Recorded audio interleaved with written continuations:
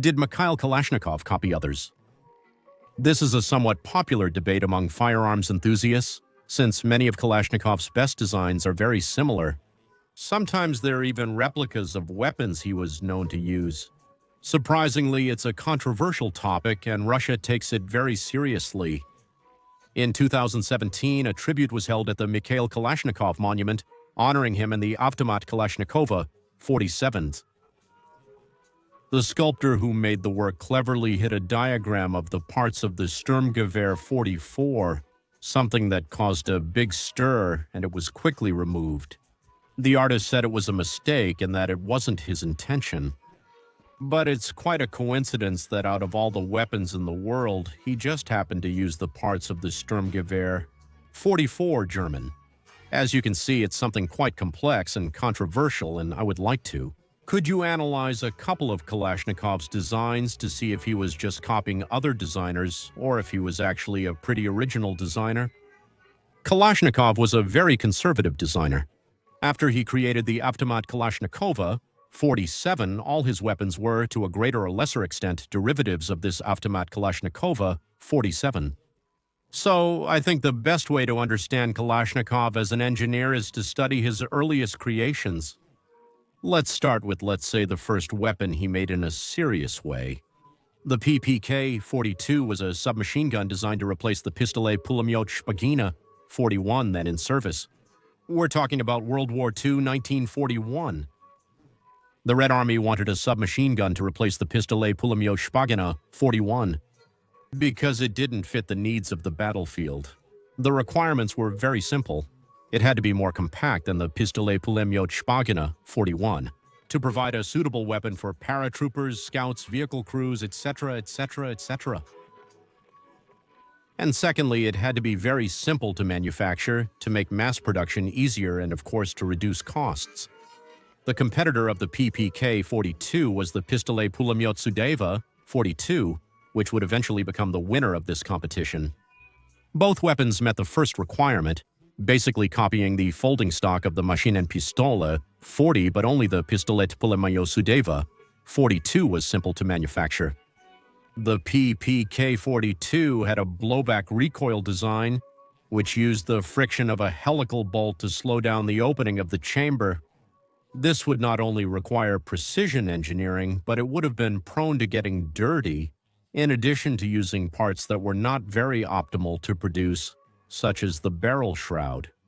If we look closely at the design of the PPK-42, it seems to be based on the American Thompson submachine gun, but not entirely if we compare its operation with that of the Thompson submachine gun.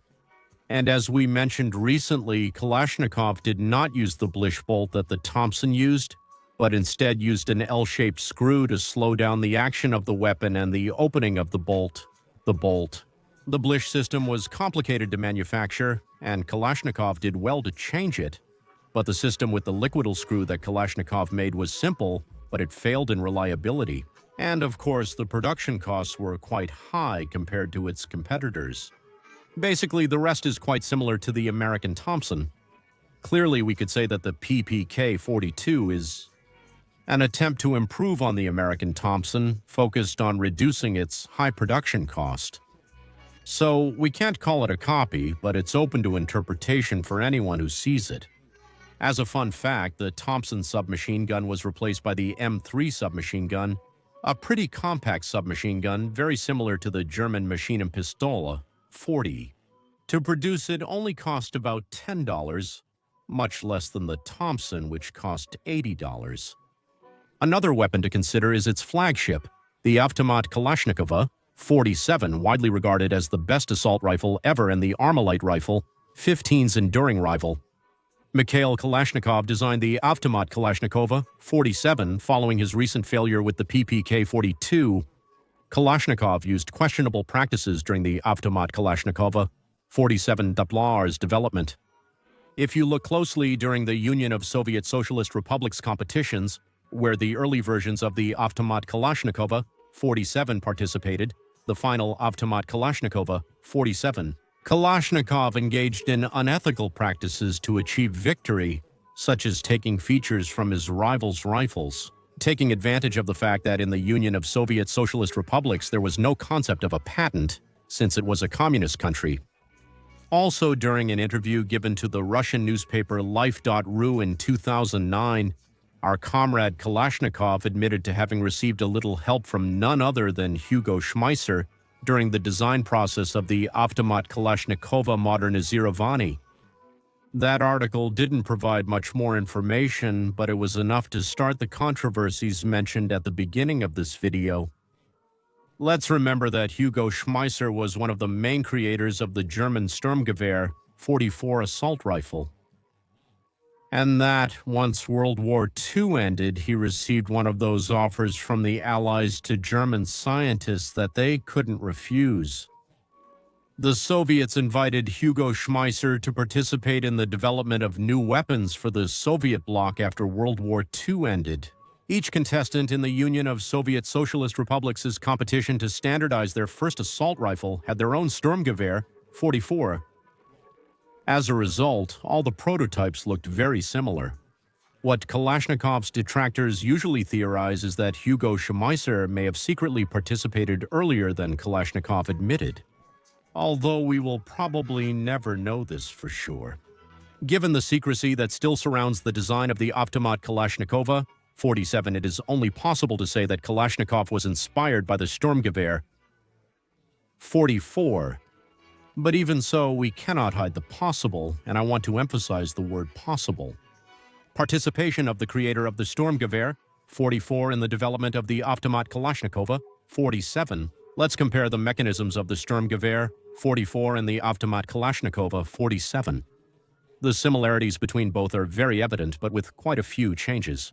Kalashnikov did the same with the PPK-42 and the submachine gun design. Thompson improved the design of the Sturmgewehr 44, greatly simplifying its mechanism. Above all, he made it more reliable. Cheaper to make by modifying the Sturmgewehr 44 mechanisms. They are very similar, but they are definitely not the same. Most notably, the feeding system and piston area changed significantly.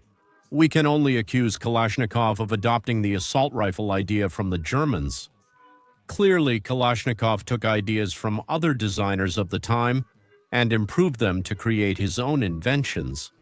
But what his fans say is that Kalashnikov was a very original weapons designer and that the Sturmgewehr 44 and Automat Kalashnikova 47 are unrelated. Well, let's say that's quite wrong, but we also can't judge Kalashnikov for taking ideas from previous designs. After all, that's what we engineers do. We take previous inventions and knowledge, and based on them, we create new things. Personally, I think Kalashnikov was simply another engineer. Not too brilliant, but not really a thief of ideas either. Considering everything I've mentioned, what are your thoughts in the comments?